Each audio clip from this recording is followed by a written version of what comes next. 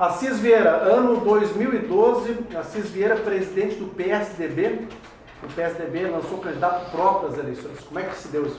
Então, o PSDB, que é um partido que surgiu com muita força em São Paulo, na época do Franco Montoro e o Mário Covas, né? Que foi uma cisão do antigo MDB. Aí criou-se o PSDB. Os dissidentes. Né? Isto. E aí se começou a criar uma onda a nível nacional para fundar o PSDB com essa visão de centro-esquerda. Que acabou o Fernando Henrique, né, sendo presidente da República e tal. E agora, de novo, está polarizando aí com o PT, a Dilma e o Aécio Neves. Nós organizamos o PSDB, eu fui convidado e me filiei ao PSDB, e o Ivan, que era o nosso prefeito da época, era PSDB porque ele seguiu ao convite do Redecker. Era amicíssimo, o Redecker foi deputado federal, né? E o Ivan, então, me convidou para fazer parte do PSDB. O Ivan foi presidente do PSDB, né? Depois o partido estagnou um pouco, porque no Brasil é o seguinte, partido que não tem governo, ele fica estagnado. Porque nós não temos no país uma cultura política. Tudo que aí está, Adriano, é de natureza colonial e cartorial herdada dos portugueses.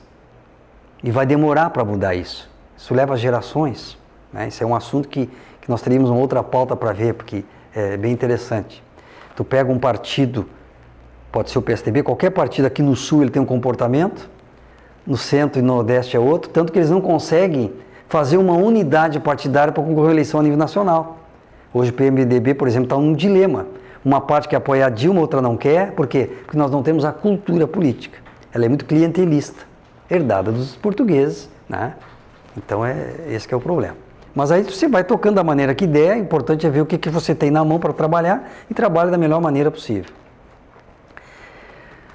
Depois que o Márcio Miller foi o nosso presidente, teve que ter a renovação, lançamos uma chapa, ele me convidou para concorrer a presidente, e a nossa chapa então foi a eleita. E eu pensei assim, o PSDB tem uma fama de partido elitista. E como é que você vai conseguir chegar na periferia? Procurando pessoas com liderança na periferia. Foi quando eu convidei então para fazer parte do nosso partido o Chacal, Aldair da Rosa. E foi muito importante a entrada dele no partido, porque nós começamos a fazer um trabalho lá na base e começamos a avançar da periferia para o centro. Então, quando eu assumi, o partido tinha 210 filiados e hoje nós estamos por volta de 1.700 filiados, né? Tem fichas ali que precisam ser processadas e mandar para o cartório eleitoral. Mas então foi uma coisa que deu certa, periferia para o centro. Aí eu entendia também que nós deveríamos concorrer a prefeito, vice e uma chapa única, sem coligação, para o partido aparecer. Senão seria mais um a reboque de outros tantos. Quando você vai a reboque, você não aparece. Foi uma ousadia. E ele chamou a atenção, né? E o próprio Chacal, a figura dele era uma figura estranha aos moldes que se conhecia na política local, né? Parecia agressiva, mas não era, era o jeito dele ser. Isso chamou a atenção e o partido começou a aparecer.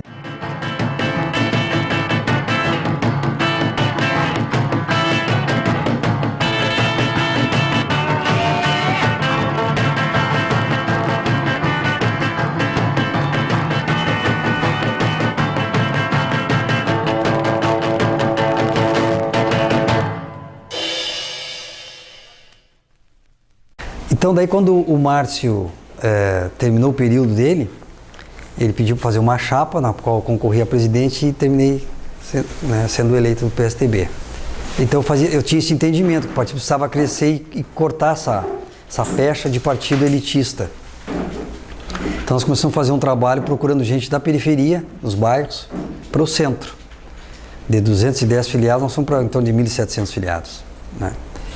E entendia isso, vamos agora concorrer a prefeito, uma chapa única, e vereadores, um nominato de vereadores, para o partido se fazer presente, né, e dizer a que veio. E foi um sucesso, né? Sabíamos que ganhar, sabíamos que íamos ganhar. Mas a nossa ideia é pelo menos botar um vereador, e faltou pouco para isso. Por que faltou pouco? Porque no decorrer da campanha, nos últimos dias, o nosso candidato a vice, comenta-se isso, não tem como confirmar, de que ele teria auxiliado o Paulo, né, pedindo votos para os nossos eleitores no interior, aí, dizendo que o Paulo seria a pessoa então adequada, já que o partido não teria condições de chegar à prefeitura. Penso que ele cometeu um equívoco, porque não era essa a ideia que nós queríamos, né? Senão nós não teríamos sentido de lançar candidato. E já no finalzinho também, eu acho que prestou um desserviço. E o tempo que vai julgar isso. Tanto que o eleitorado entendeu que foi um fato isolado, foi uma atitude pessoal e não de partido, não foi o PSDB que pediu o voto para o Paulo, né? E que não prejudicou em nada. Ninguém pediu para ser desfiliado, pelo contrário, depois surgiram outros transfiliados e nós continuamos com essa caminhada de mais filiados, né? E vamos na próxima, vamos concorrer de novo. Não sei em que circunstâncias, mas vamos participar de novo. Então veja, Adriano, que é interessante isso. Essa política ela tem altos e baixos, né? E a gente tem que entender isso, como é que funciona essa mecânica, né? E não desistir. A sociedade precisa que as pessoas tenham essa consciência, não é? De que quando você se afasta da política, eu considero ela como um gramado. É o jardineiro que se afastar do gramado, o inso vai tomar conta. Aquele gramado não vai ficar mais bonito. Então, no momento que as pessoas de bem, e que têm uma consciência um pouco mais apurada, acham que política não é para ela, quem vai tomar conta da política? Né? As pessoas não têm compromisso com outros, a não ser consigo próprio. Então, a corrupção, você nunca vai acabar com ela. O que você pode criar é mecanismo para que ela não se alastre. Porque a corrupção, ela é intrínseca do ser humano, você não consegue, né? É isso que tem que entender. Então, não adianta você querer se queixar dos políticos, dizer que está tudo errado, não. Tem que se olhar no espelho e dizer assim, até que ponto eu contribuí para que isso acontecesse? Feita essa análise, aí parte para acertar. Sempre é tempo para acertar, não é? Se não deu esse ano, tenta na próxima. Procura deixar um legado para os filhos, para os netos, né? Política é uma missão, não é profissão. Quem quiser ganhar dinheiro, vá para a iniciativa privada, vai correr risco. Mas não façam da política um meio de ganhar dinheiro, porque esse dinheiro mal ganho vai ter consequências na sua vida pessoal, com certeza. Eu não sei de nenhum caso de alguém que já diz assim, esse ganhou na política e se deu bem. Não é verdade. Ou ele tem uma tragédia familiar, ou ele tem uma tragédia de relacionamento, não é? Olha o que o Collor fez ali, por muito menos, né? Começou a ver todo o desenvolvimento familiar. Por quê? Porque a coisa não é equilibrada, ela não está certa. Não é um dinheiro bom, não é? Então tem que ter muito cuidado com isso, é muito atentador. Eu me lembro quando eu trabalhei no gabinete da prefeita Madalena, tinha dono de empreiteiras e de empresas que vendiam máquinas que iam lá me oferecer. É atentador. Mas não é da minha índole. Eu dizia, olha, é a pessoa errada que vocês estão procurando. Eles achavam até estranho, porque quase todo mundo aceita mesmo. Então, quando um não quer, dois não brigam. Tá certo? Então, isso que tem que cuidar. Então, o eleitorado tem que ter essa consciência e procurar votar certo, escolher as pessoas certas, conversar, questionar quem são essas pessoas, né? O que elas fizeram na sua vida pessoal e privada que possa ser transferida para a vida pública, que é mais complicado. Então, se ela não tem condições de administrar a sua vida pessoal, como é que ela vai ser uma boa vereadora, uma boa prefeita, um bom deputado? Não tem como. A natureza não dá saltos, tudo é um processo. O que precisa é isso, é prestar atenção nessa movimentação.